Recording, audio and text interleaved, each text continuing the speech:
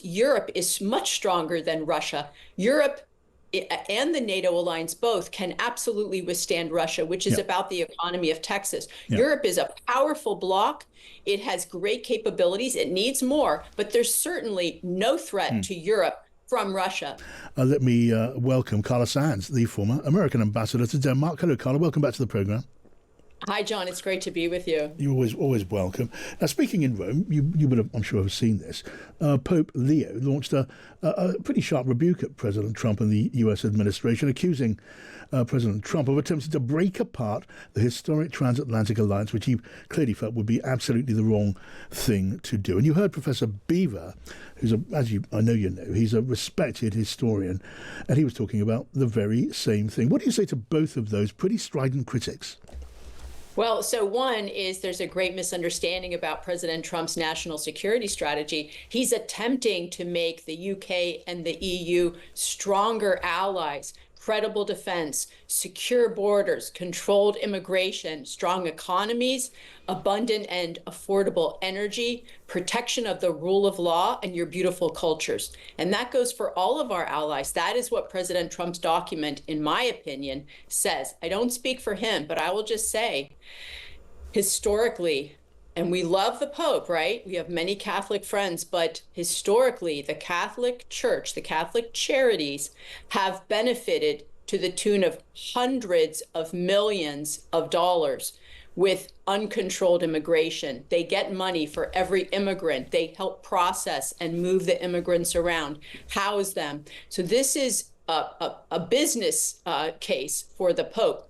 And unfortunately, he is a globalist and he believes in uncontrolled immigration. But like the document said, the national security strategy that was just released last week, if Europe doesn't control its borders and its immigration, the fact is it will become a Muslim majority bloc for many of the countries. And President Trump and his team fear that they could choose to leave NATO as we have a crashing economy in some of the countries because of regulations and because of the demographics change. Okay, now Carla, you won't need me to tell you that a great many commentators, respectable commentators of huge experience and analytical power, just don't accept a word of what you say. Your interpretation of what the president's true feeling here is.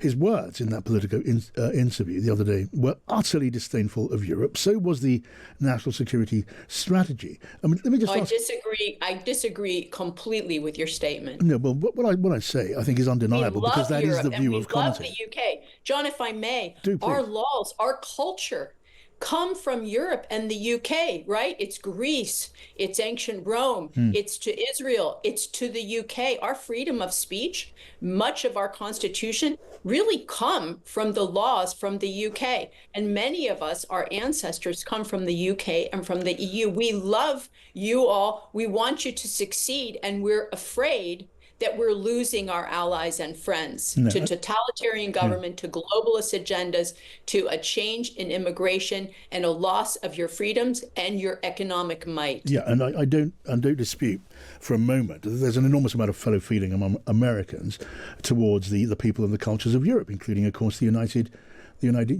Kingdom. That's right. But when I put this to you for the sake of the discussion.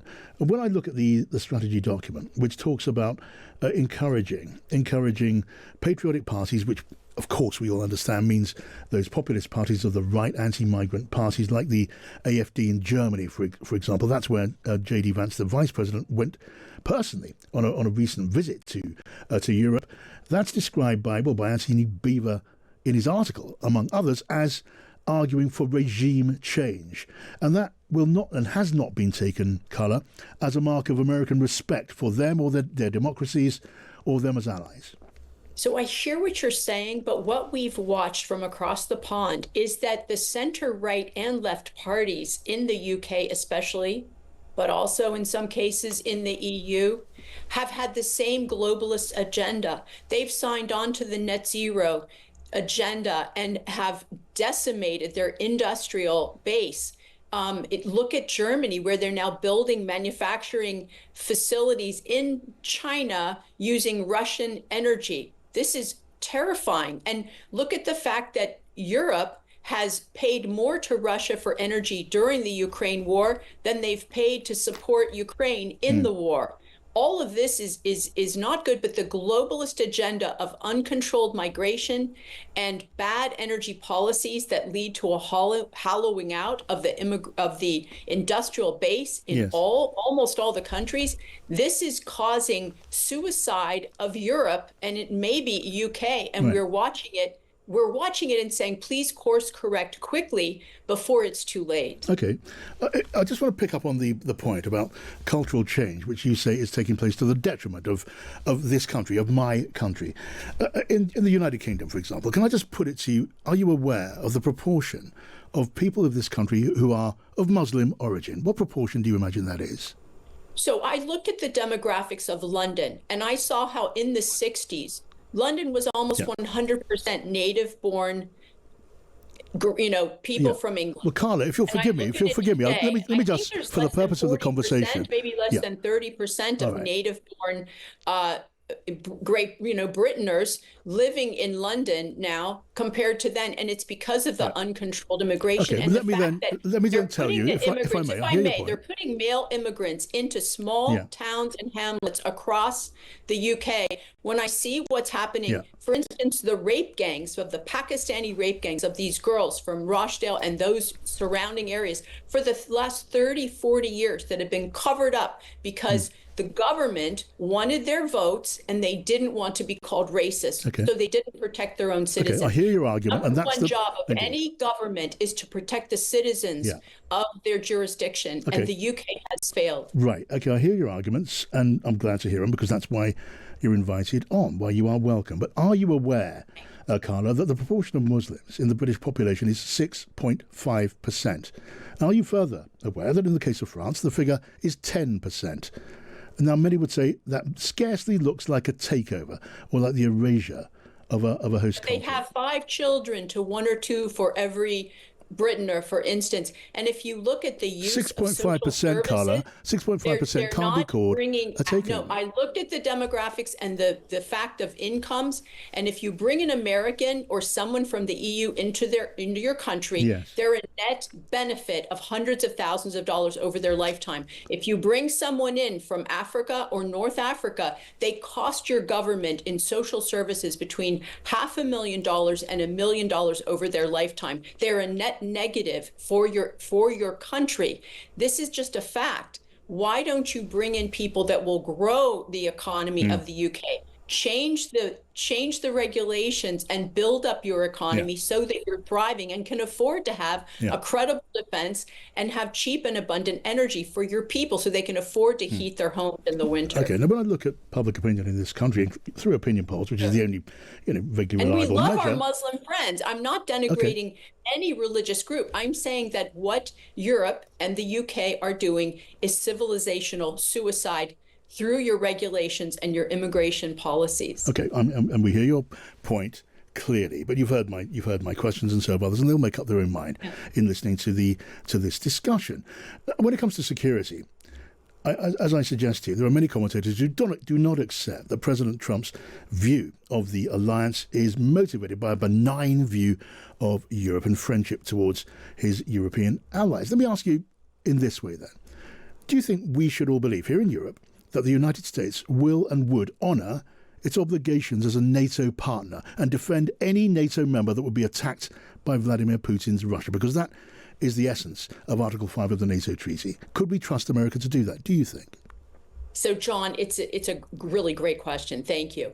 So if we look at the NATO Charter and then we look at what it calls for, Article 3 in the NATO Charter says that every NATO member ally will have a credible defense. And just like your prior guest talked about, UK doesn't have a credible defense. You can't defend your own territory, but that's required in Article 3 before you get to Article 5, which is then your allies come to your defense. Yeah. What happened is we all took that peace dividend after the Berlin Wall fell, and every country around in the NATO alliance, and countries that were future members of the NATO alliance, they just stopped spending on Yes. defense. Some countries went to less than 1%, Yeah. no credible defense. And so we're now all rebuilding. We need more munitions. We Yes. need more industrial base and manufacturing of weapons of war. There's no question.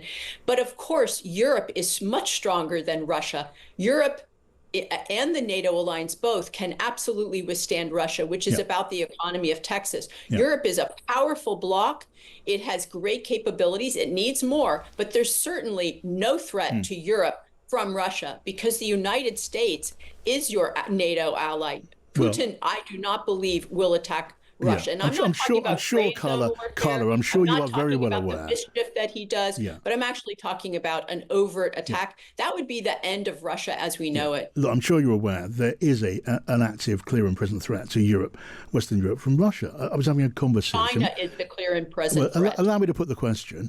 A moment ago, I spoke to a politician in Lithuania who was telling us about balloons, meteorological balloons being flown across the border, and they have the effect of disrupting air traffic. They close airports. It's more of the grey warfare. We have had so much of the kind, cyber attacks. We've had vital undersea cables cut by Russian military warships. Every moment there's another test.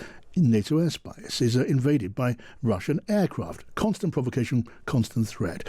And we've just heard Anthony Beaver saying that we're in more peril in this continent than we've been since 1939. Surely we can and we do and we must see Russia as a potential dangerous adversary. And the worry is that America is not there. Carla, do finally give me your thoughts on this, that if it came to conflict, which it very well may, we on the continent of Europe could not count on America to honour Article 5 of the NATO treaty in the way that Europe came to the support of America after 9/11. Well, certainly you've heard President Trump say that the NATO alliance is ironclad, but we do need our allies to do more. I will say that the balloons going over the United States just a few years ago, they were Chinese balloons.